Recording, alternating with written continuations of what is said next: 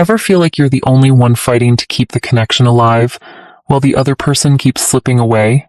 Like no matter what you do, you're either chasing or being chased?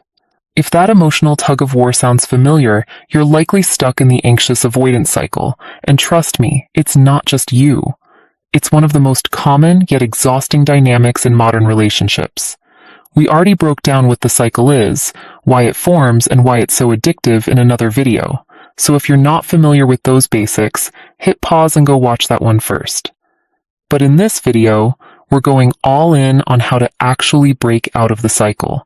Because understanding the pattern is one thing, but changing it, that's where the real freedom begins. Let's get into it.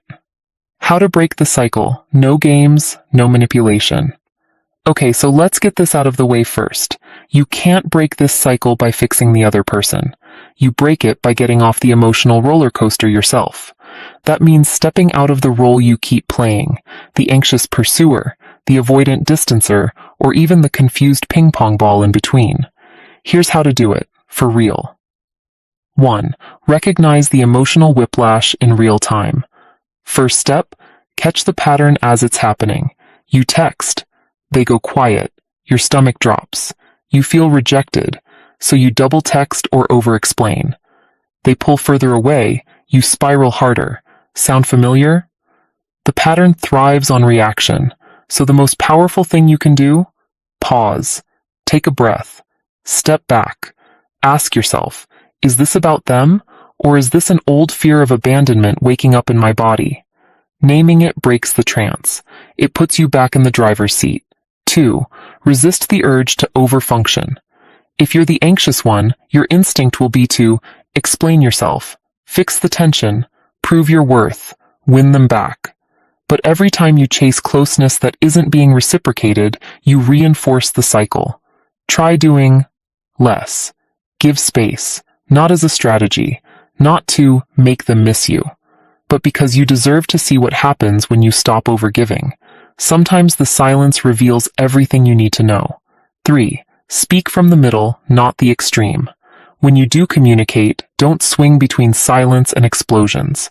Avoid. Fine, do whatever you want. Why don't you love me the way I need? Instead, try something like, when I feel distance between us, I get anxious. I'm working on it, but I also need some consistency to feel safe. This is called secure communication, where you own your feelings, but you also hold others accountable to show up.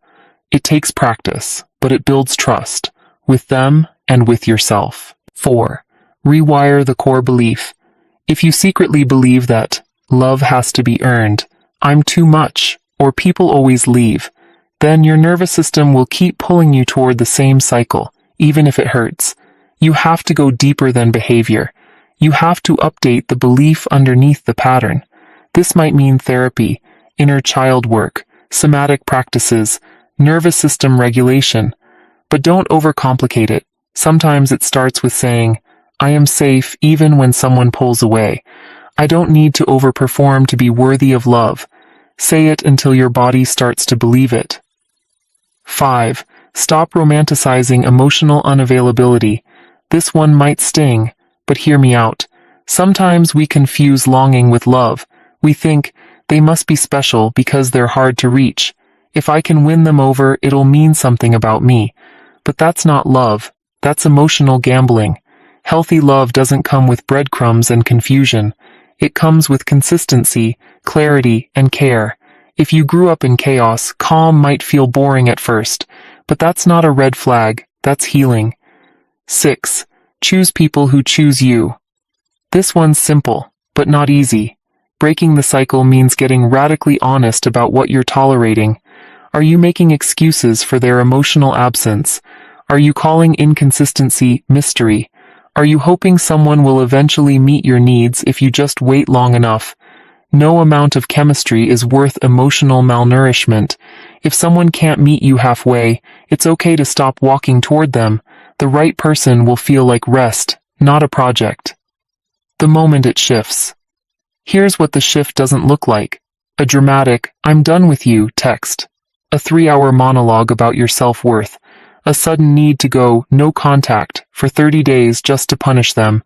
Here's what it does look like. You feel the urge to chase, and you don't. You feel the pull to fix, and you let it sit. You feel the panic, and you breathe through it. That's the pivot. And it's powerful, because it's quiet. No drama, no scenes, just a deep, embodied knowing that love isn't something you should have to chase. That moment is the beginning of freedom. The cycle ends with you. Here's the truth. The anxious, avoidant cycle can only continue if you keep playing your part in it. That doesn't mean it's your fault. It means you have the power to pause, to breathe, to stop proving, to choose people who make you feel seen, safe, and supported. You don't have to become perfectly secure overnight. You just have to become unavailable for relationships that make you question your worth. Breaking the cycle isn't about being hard or cold. It's about being so grounded in your self-worth that inconsistency no longer feels exciting. It feels repelling.